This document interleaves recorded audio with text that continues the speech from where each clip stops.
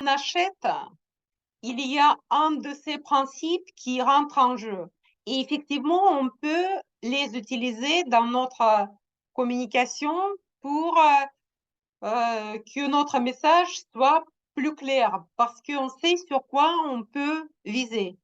On peut mettre, plus en avant les valeurs, fonctionnelles, comment, notre produit remplit bien sa fonction. Par exemple, on vient de parler des crèmes qui améliorent la peau, qui devient super belle.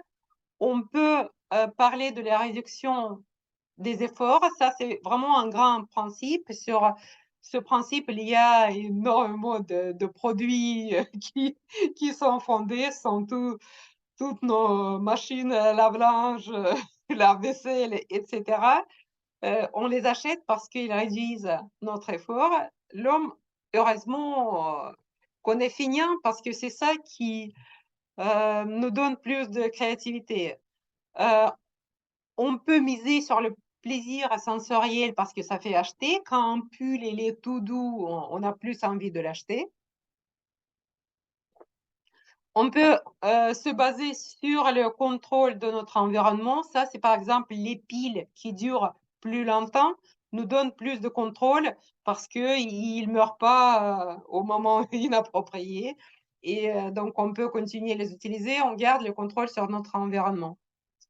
Les considérations financières, bien sûr, on essaie tous d'économiser un peu de sous, mais ce n'est pas toujours le cas parce que il y a des clients qui visent au contraire à acheter des produits chers, des produits haut de gamme, des produits de qualité et pour qui dans leur, croyance, ça c'est encore sur les valeurs et croyances des clients, dans leurs croyances, produit bon marché, il ne sera même pas envisageable parce que ça ne rentre pas, dans leur système de valeurs. Donc la réduction de stress est également un principe et un message, intéressant pour attirer, la clientèle. Le plaisir social, c'est effectivement ça c'est un autre niveau hormonal, ça c'est tous nos, Facebook, tous nos réseaux sociaux qui sont là axés là-dessus.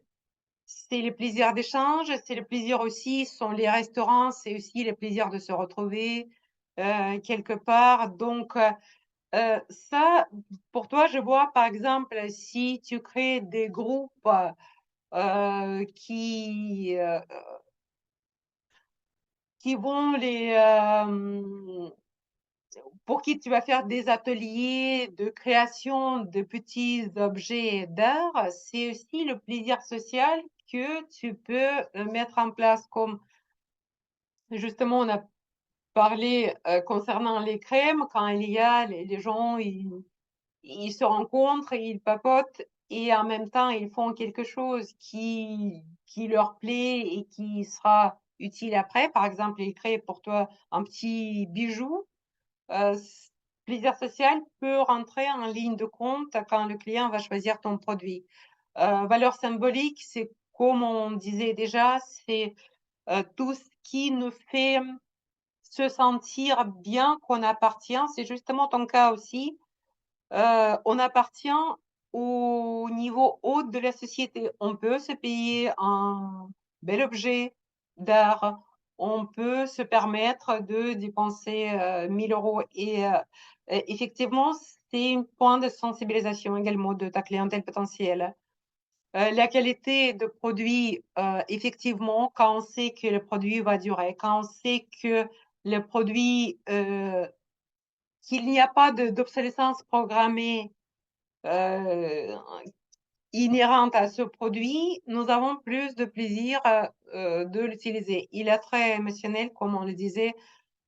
C'est toujours le cas dans tous les produits. Il y a des produits qui peuvent nous rappeler quelque chose de souvenir. C'est pour ça on revient toujours de nos voyages, chargés de de plein de trucs qu'après on met dans le coin, on ne sait plus quoi en faire parce que l'utilité de ce petit machin est de nous rappeler un moment agréable qu'on a vécu.